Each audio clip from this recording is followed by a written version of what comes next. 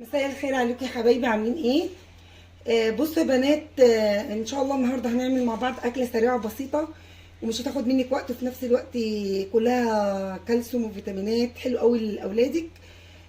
ولو مستعجله مش هتاخد منك اي حاجه، ويلا بينا على بركه الله ونقول هنعمل ايه. انا معايا هنا لحمه مقطعه زي ما انتم شايفين كده، شرايح او مكعبات زي ما انت عايزه. جايباها من عند الجزار، ومعايا طرنشات بطاطس وطماطم وفلفل وبصل، ومعايا البهارات بتاعتي. ويلا بينا على بركه الله، وانا بعملها هقول لك ايه بهاراتي. هنجيب اي حاجه زي كده، طبق، صينيه، اي حاجه، وهننزل بالخضروات بتاعنا. اللهم صل وسلم وبارك على سيدنا محمد. بسم الله الرحمن الرحيم. هنزل بكل الخضروات في قلب الصينيه. ومعايا هنا فلفل حراق، هنحطه بس ايه، هخليه في الاخر كده عشان ما يخليش الصينيه مشطشطه قوي. وحطيت هنا كل خلاص الخضروات بتاعتي. هنزل بقى اللهم صل وسلم وبارك على سيدنا محمد بالبهارات. البهارات معايا عباره عن كمون، كزبره، فلفل اسمر، السبع بهارات، ورق راولي، كرفس جاف، وتوم باودر وبصل باودر، والسبع بهارات، وكل التوابل بتاعتي، وفلفل الاسمر. وهننزل بالملح وكل التوابل. طبعا انا زي ما معوداكي هكتبها لك في صندوق الوصف. وهندي بقى رشه من السكر علشان تخلي معانا الطعم، هي رشه بسيطه، الطعم هيكون حلو وهتساعد على السوا بسرعه. وهننزل بكل دوت كده ونقلبه مع بعضيه. اللهم صل وسلم وبارك على سيدنا محمد.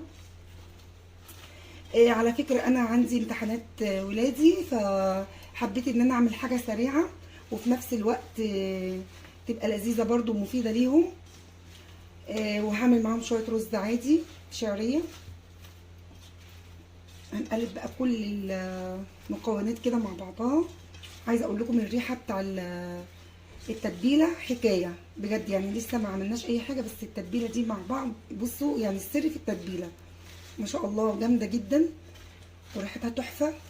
وهننزل بقى بالبطاطس بتاعتي. البطاطس تكون متقطعه طرنشات زي كده، ما تكونش رفيعه عشان لما تدخل معاكي الفرن ما تتهريش قبل ايه ما تعملي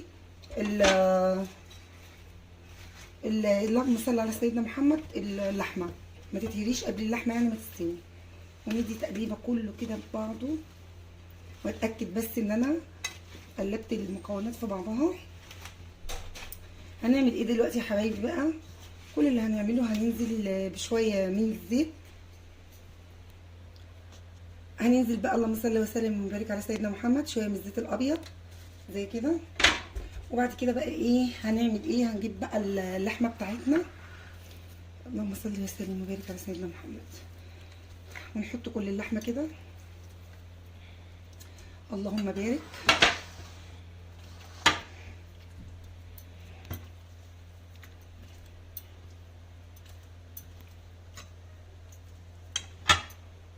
وهنقلب بقى كل المكونات دي بقى تقليبه كويسه جدا، تجيبي اللي تحت فوق واللي فوق تحت، بحيث بسم الله الرحمن الرحيم، بحيث التتبيله بتاعتك تتاكدي ان هي ايه تمام معاكي.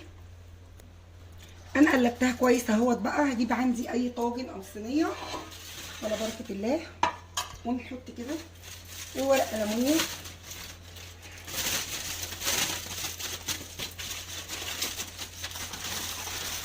الورق الالمونيا دي عندي انا كنت مقفله بيه قبل كده برضو طاجن، فشلته مبص يعني معايا، فشلته ايه قلت اكيد هحتاجه برضو ان انا ايه اعمل بيه حاجه تاني.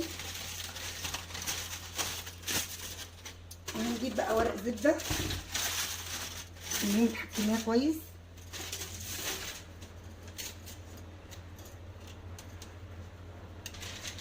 وهجيب بقى الورق الزبده زي كده نفرد بقى. بسم الله الرحمن الرحيم. تمام. دلوقتي بقى ايه انا عملت ايه؟ وشغلت الفرن بتاعي عشان يسخن قوي على درجه حراره 220 عشان هدخل الصينيه بتاعتي او الطاجن بتاعي الفرن.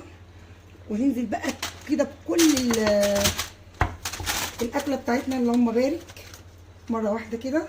نزل بقى ايه دوت عشان التتبيله.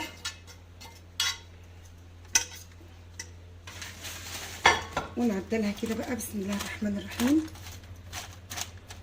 هنعمل ايه؟ انا طبعا قلت لكم معايا فلفل حراق، هحطه بقى كده ايه على الوش كده عشان ما يخليش الطاجن بتاعي حراق قوي.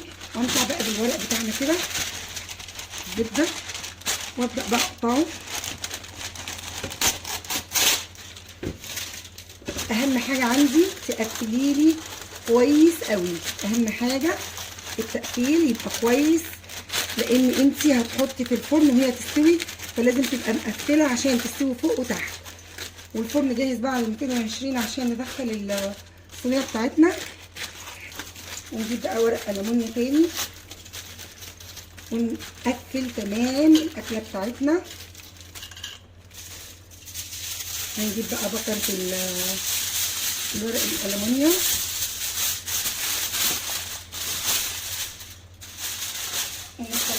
نقفلها.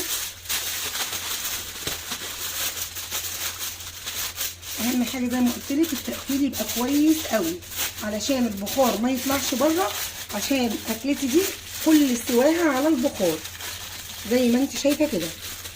وندخلها بقى على الفرن ونحطها في الرف اللي تحت، وبعد تلت ساعه هتطلعيها في الرف اللي فوق. هي هتاخد معاكي من حوالي ساعه ونص لساعتين الا ربع، وهتشوفي بقى ايه اكلتك اللذيذه ديت هتبقى عامله ايه.